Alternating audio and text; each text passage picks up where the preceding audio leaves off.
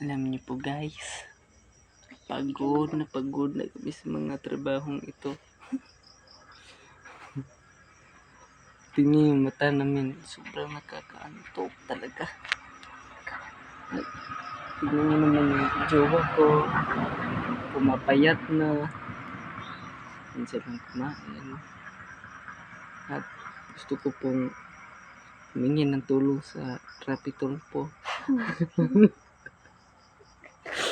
Dahil pumapayat na kami sa trabaho. Gusto lang namin matulungan kami sa kahirapan.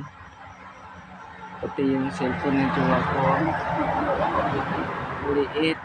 Maliit yung cellphone ng jowa ko. Pati yung akin, maliit.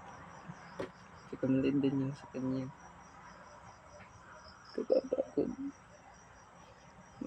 Yun lang guys. Bye na guys. Bye. Bye. Bye. Bye. Bye. Bye. Bye.